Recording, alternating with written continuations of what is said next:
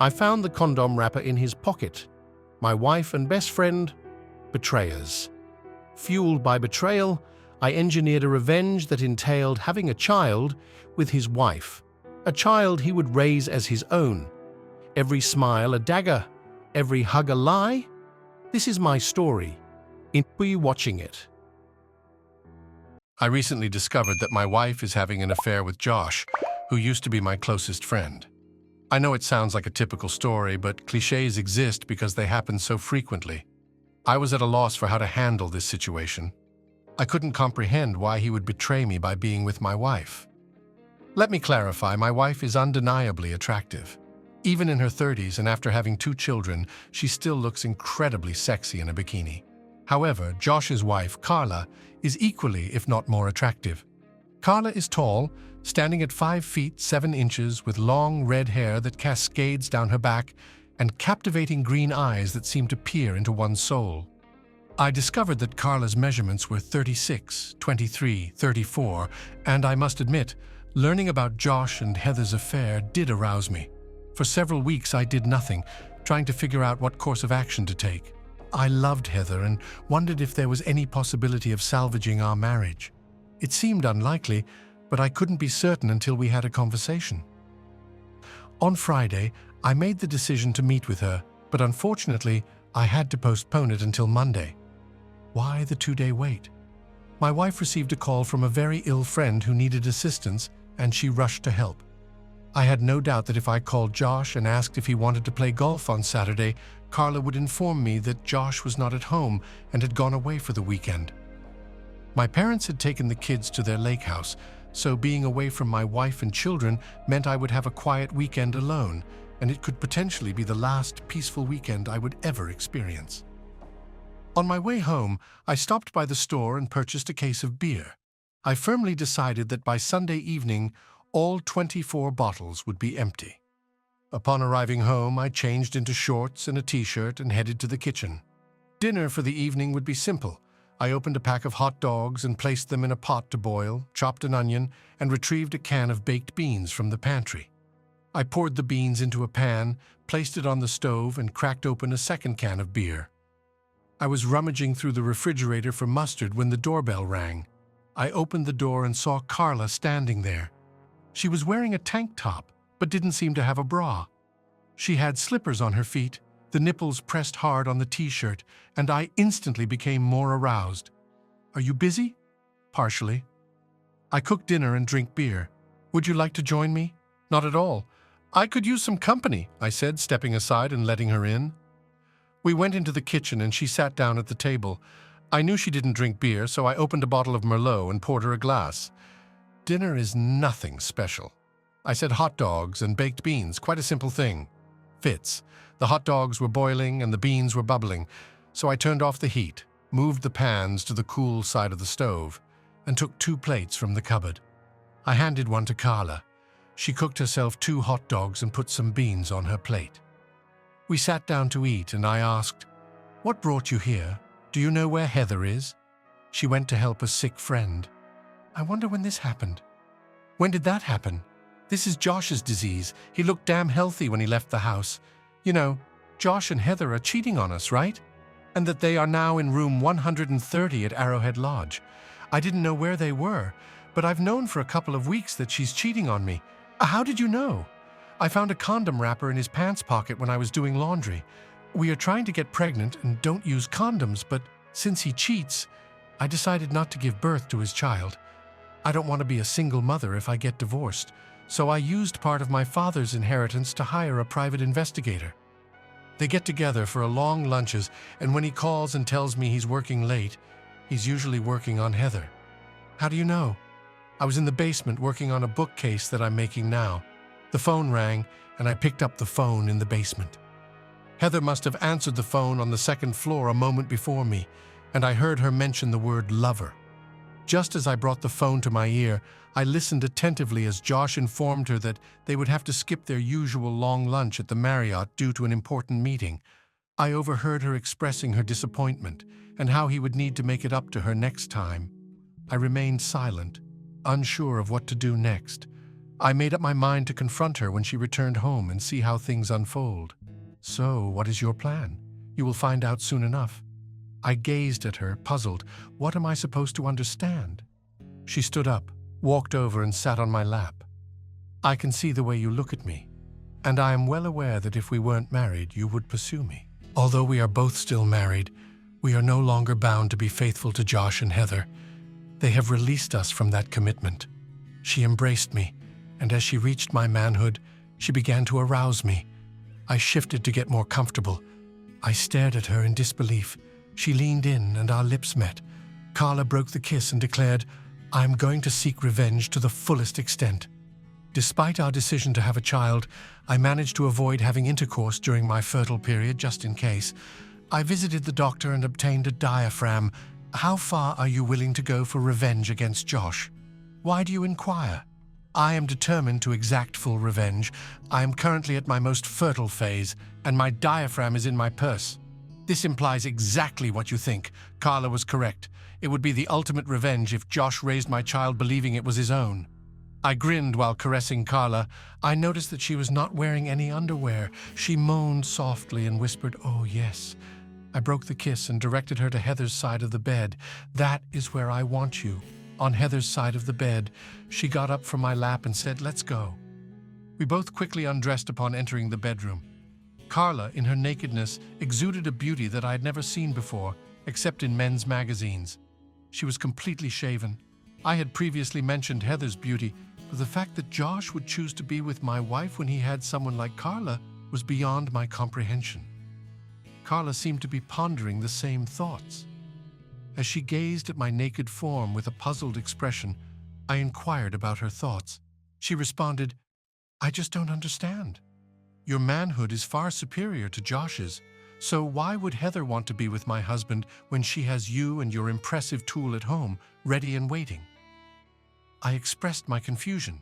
"It doesn't make sense, but it doesn't matter.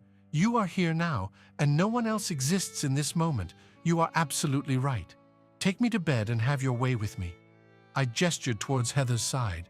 Carla grinned and suggested, "You take me on Heather's side first, and then we'll switch, and I'll take you on Josh's side." I agreed. She lay down on the bed, craving passionate intimacy. I obliged her request. As we engaged in fervent lovemaking, she pleaded for me to never stop and to continue endlessly. Her words ignited a fire within me, and I was determined to fulfill her every desire. We both reached the pinnacle of pleasure, our bodies glistening with sweat as we collapsed onto the bed. Carla propped herself up on her elbow, gazing down at me in disbelief. "I can't believe this. I just can't believe it. Heather may have it all, but she desires my husband.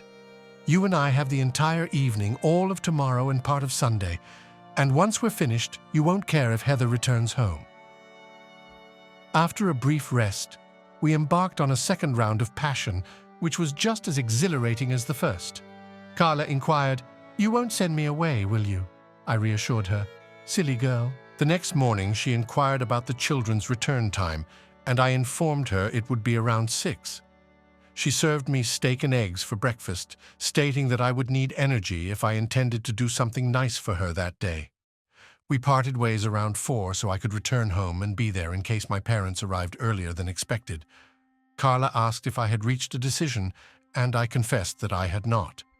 "Can you act well enough to pretend that everything is fine? I'm not sure." "Why is this necessary?" "Because in my view, the best revenge is to continue what we did over the weekend. I am determined to continue trying until I become pregnant.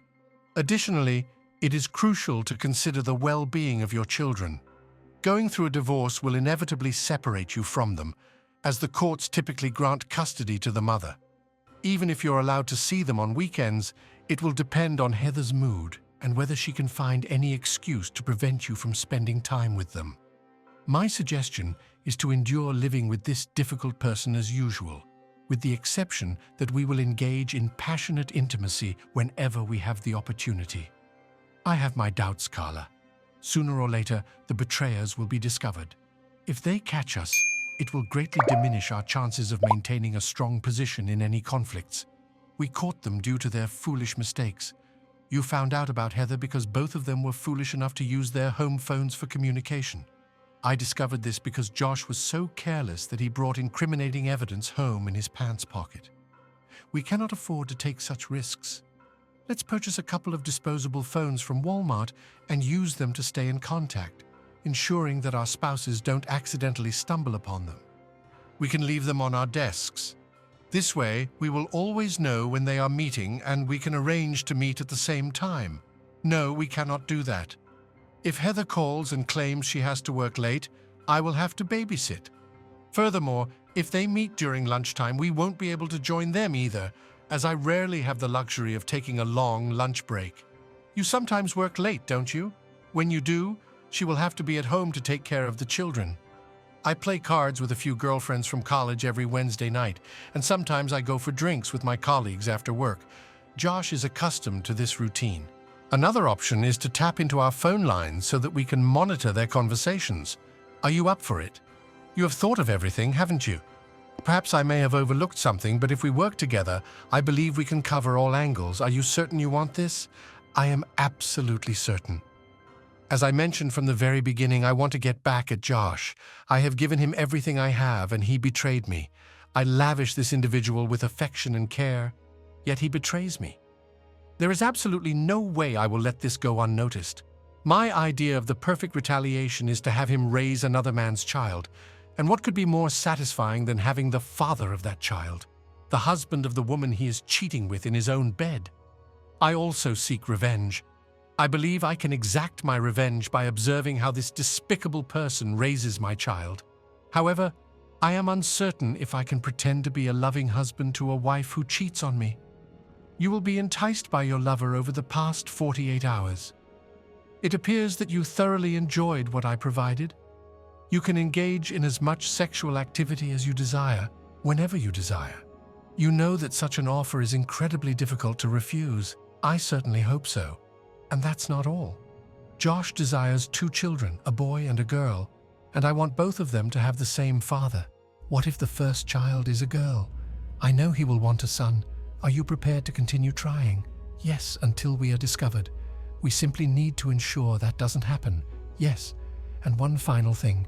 Can you act naturally around Josh? It will be challenging not to smile, knowing that I will do my utmost to give him a child to raise. But I believe I can handle it. I think I will stay late at work with the girls on Tuesday. What a coincidence. On Tuesday, I will also be working late. My parents will drop off the children at 6:30 and mentioned that they hadn't eaten yet. So I took them to Mickey's, and it was no surprise when they requested a Happy Meal. After we finished eating and returned home, Heather asked where we were and spoke sharply. "Why didn't you call me and ask if I wanted to have dinner with you? You didn't inform me of your return time. You didn't call my cell phone and didn't mention that you were back." I responded just as sharply. She gave me an angry glare and went to greet the children while Heather put them to bed. I began to investigate.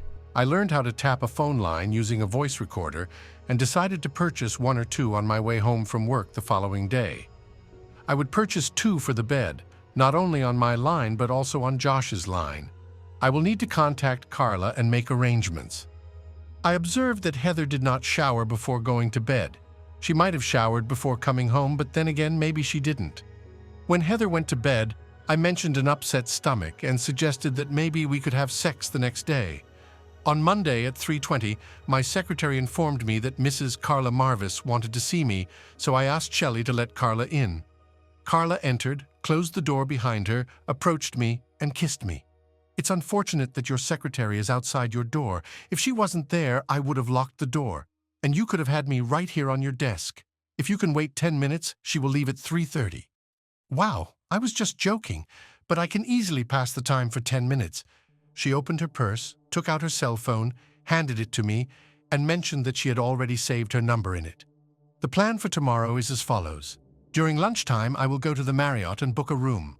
I chose the Marriott because to access the rooms, you have to enter and walk down a hallway. There are no exterior doors, so no one can see us entering. I will call you and provide you with the room number. I will finish work at 4:30 and head straight to my room. When you arrive, go to the bar and have a drink. If anyone recognizes you there, they will assume you just stopped for a drink on your way home. After having a drink, come to the room where I will be waiting for you. How does that sound? It seems like a solid plan. On my way home, I will pick up the necessary items to tap our phones. When would be a suitable time for me to come and do this? It's already taken care of. I researched online and found out how to do it, and I have a voice recorder that I can use. Just then, Shelley poked her head through the door and said, "I'm leaving. See you in the morning." Once the door closed, Carla stood up to lock it. "It was a quick, no-frills encounter, and we both reached our peak," she remarked. "This will keep me going until tomorrow, but ensure you return fully prepared for a lengthy and lively evening. Perhaps consider taking some vitamins."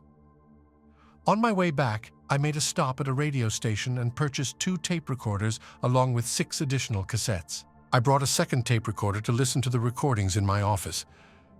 I will keep the tapes, which contain something about the 2 lovers, until the day I reveal the reasons for the divorce to the judge. Upon my return home, Heather had already prepared dinner and brought wine, indicating she was in a loving mood, which surprised me.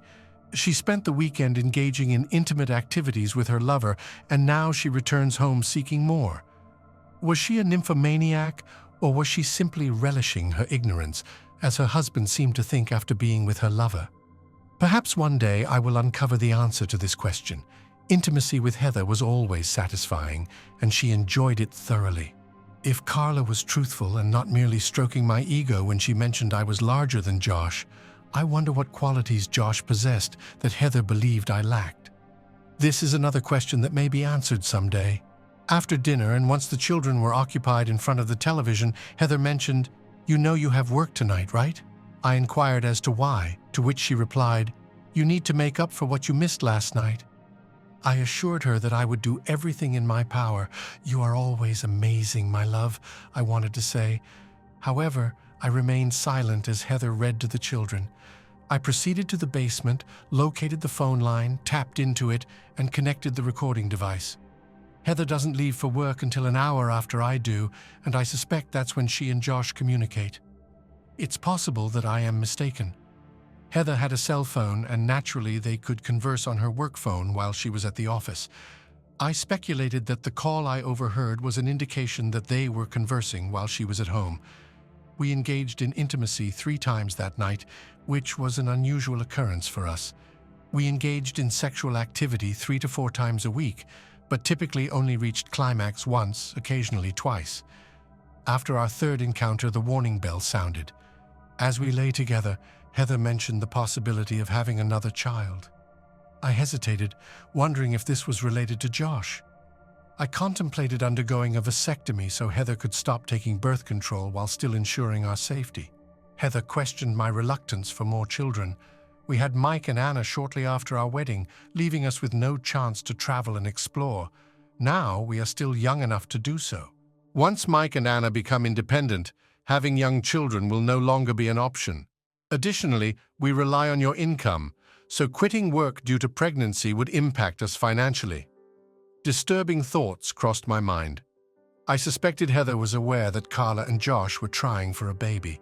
Was Heather attempting to have Josh's child before Carla did? Did she hold a grudge against Carla, or was it simply a desire to claim her lover? Regardless, I realized I couldn't go along with Carla's plan. I contemplated leaving Heather soon. Then a troubling thought arose. What about Mike and Anna? Were they even mine? I needed answers. After a sleepless night, I shared my concerns with Carla following a tense meeting at room 202 of the Marriott Hotel. Carla expressed uncertainty about what to do. Should she confront Heather about Josh before she became pregnant? Perhaps she was already expecting and planning to reveal it to you. While she offered her advice, she acknowledged that ultimately, the decision was mine to make. I decided to inform Heather that I didn't want more children and to use protection until I underwent a vasectomy. If she did become pregnant, that's when I would address the situation.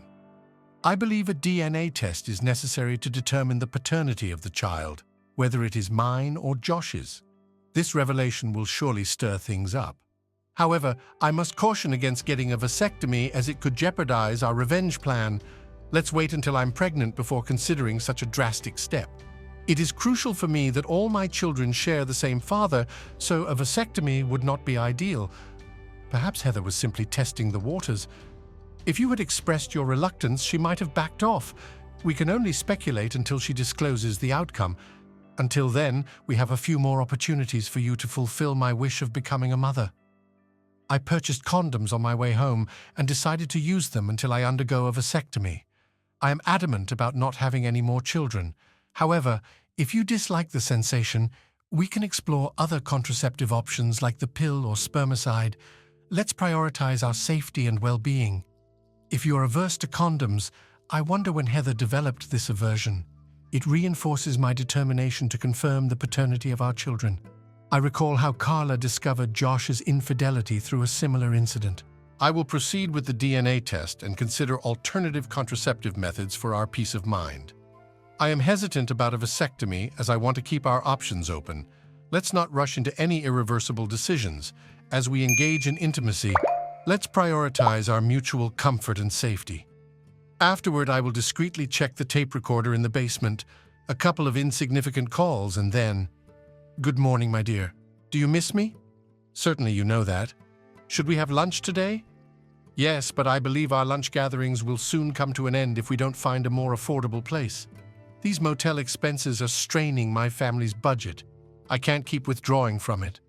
Sooner or later, I won't have enough money to provide for my family, and I will understand why. I will try to come up with a solution on Wednesday evening, this time. He used vulgar language when mentioning Carla's card party. Have you figured out a way to leave the house yet? Not yet, but I'm working on it. I'll keep my fingers crossed. I need more from you than what I received during a 45-minute lunch break. Me too, my love. We will talk tomorrow. Definitely. Goodbye. Farewell, darling. I almost felt sick when I realized I was with Heather after she allowed Josh to use her this afternoon, but I managed to endure it. I found it intriguing that my unfaithful wife not only betrayed me, but also paid for the room. Indeed. How do you think Carla will react when she hears her husband's call? The only thing I was certain of as I ascended the basement stairs was that Heather wouldn't be able to leave the house on Wednesday night. On Tuesday, when I arrived at work, I retrieved my phone from my desk drawer and dialed Carla's number. When she answered, I greeted her with a good morning. Listen, I said, holding the recorder up to the phone and pressing play. After listening to the recording and hearing the profanities directed at her, she remarked, when the time comes, I will deal with this scoundrel. Yes. Regarding Wednesday, what is your plan? I believe I will have to work late on Wednesday, but I won't inform her until it's time to finish work. She won't have enough time to arrange for a nanny. Did you catch that? Heather is the one paying for the room. This doesn't surprise me. Josh has always been stingy. I think if you're going to work late, I will skip my card night and we can meet. I will call you tomorrow and finalize everything over breakfast on Wednesday. Heather inquired if I had any plans for the evening. I declined the offer and inquired about the issue at hand. The conversation with my colleagues at work revolved around having a few drinks and engaging in casual conversation after work. However, I explained that I wouldn't be able to join them unless someone could take care of the children. I assured them that it wasn't a problem. After bidding farewell with a kiss, I headed to work. Later, I checked into a room at the Marriott and called Carla once I arrived at the office. I informed her that I would be working late since Heather finishes her shift at 5. I called Carla at 4:40 to let her know about the delay. There are certain matters regarding Henderson's contract that need to be resolved before Nathan meets with them tomorrow morning. I apologize for the late notice, but I am unable to leave at the moment, so please don't wait for me. Love you and goodbye. Feeling pleasantly tired, I returned home after nightfall. Fortunately, Heather was already asleep. If she had woken up and wanted to play, I'm not sure if I would have been able to handle it. For the next 5 weeks, Carla and I met up twice a week on average, always knowing in advance what Josh and Heather were up to. It was during the 5th week that Carla congratulated me and suggested having sex with the mother of my child. She wondered how Josh would feel about it, to which I replied that he didn't know yet.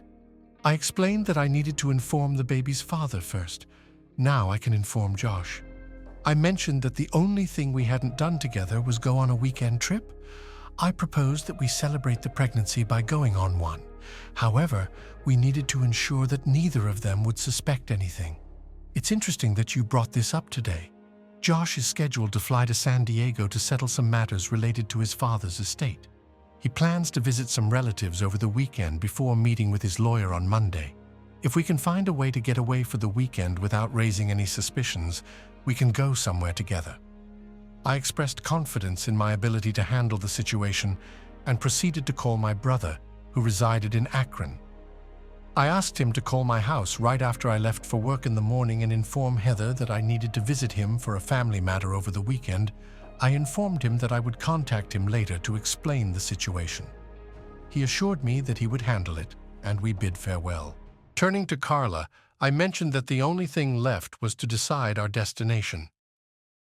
The following morning, Heather phoned me on my mobile shortly after I left the house. She urged me to call Bill immediately, as he had a pressing family issue to discuss with me. I promised to call her back. Upon arriving at work, I contacted Bill and informed him about his son Brian's need for a kidney transplant. I inquired whether he would be willing to donate a kidney and undergo compatibility testing. After explaining the circumstances, he assured me of his support whenever I needed it. I trusted him, as he despised unfaithful spouses due to his own experience with infidelity. He had become a single parent after his wife's betrayal and subsequent departure. When Martha passed away in a car accident, he took care of the children. I updated Carla on the situation, and we decided to go on a weekend getaway. I made a reservation at Arrowhead Lodge for room 130, which seemed appropriate. At 2 o'clock, I called Heather to inform her that I was flying to Akron.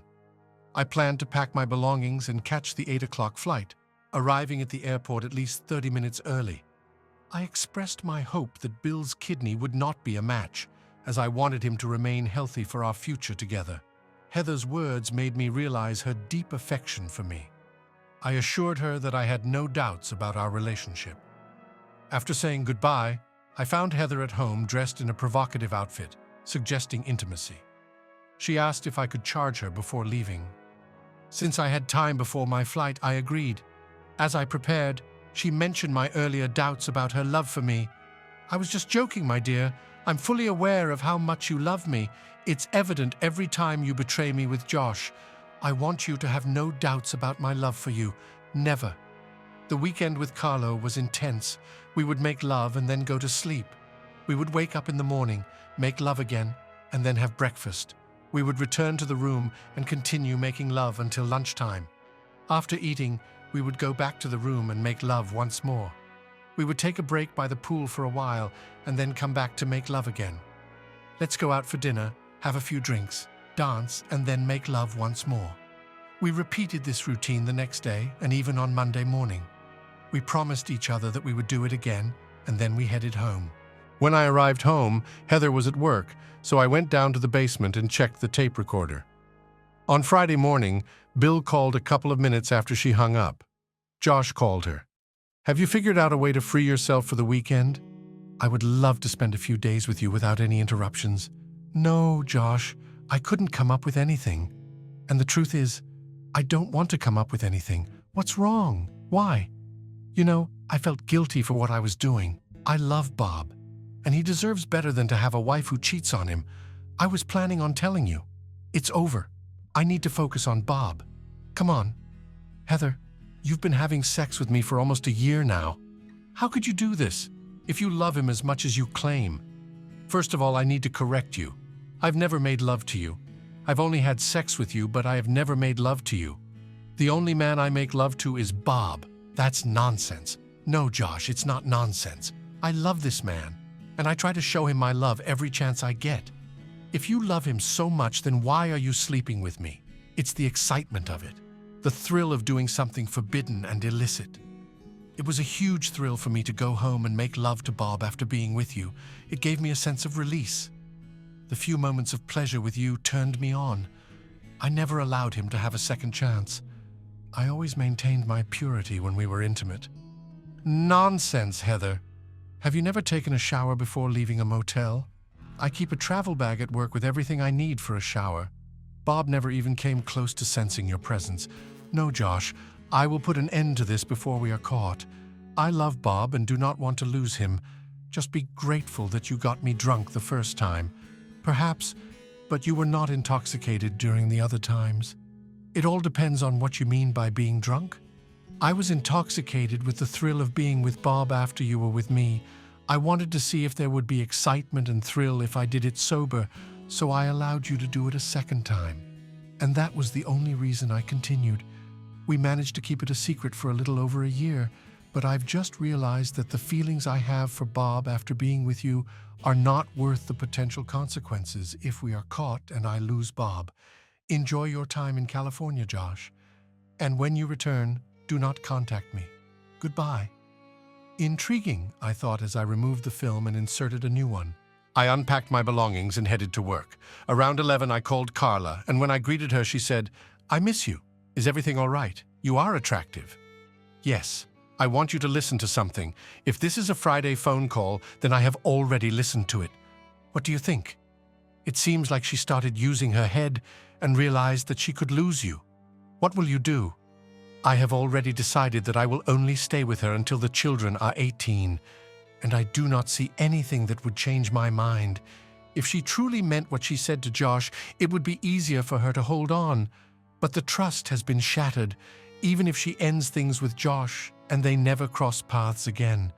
How can I be sure that somewhere down the line she won't start missing the excitement of cheating and end up with someone new? You can always confront her with the fact that if she is truly done with Josh, maybe we can move forward, but she will not have a second chance. No, I cannot.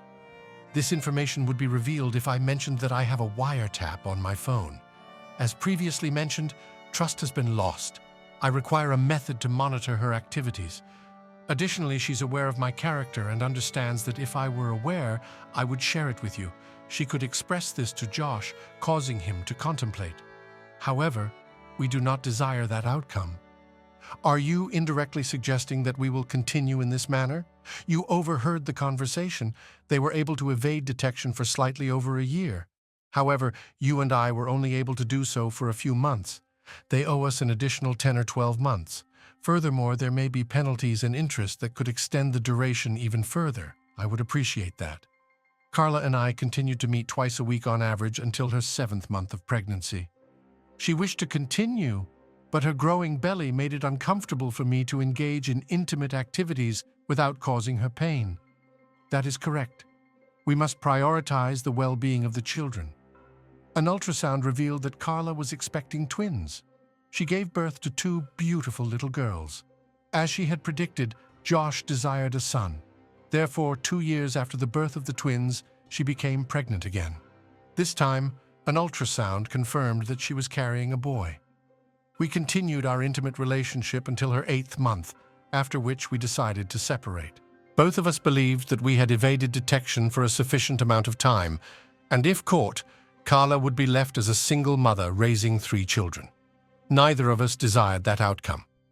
As Carla expressed during our last encounter, our objective was to seek retribution by burdening the deceiver with children who were not his own. In order to achieve this, I must remain married to him. Josh received a promotion that necessitated a move, and I have not had any contact with Carla since they relocated. However, I frequently think of her with affection. It has been 6 years, and to the best of my knowledge, based on the phone wiretapping, Heather has not reached out to anyone else. On the contrary, she and Josh were engaged in their activities for over a year, and I had no inkling that she might become wise and cease using her home phone for illicit communication. I have been closely monitoring her actions, but I have not observed any signs that she is putting in her best effort to spoil me. I am reconsidering my decision to leave her once the children reach the age of 18. Mike has 4 more years, while Anna has 5. I will simply wait and assess the situation.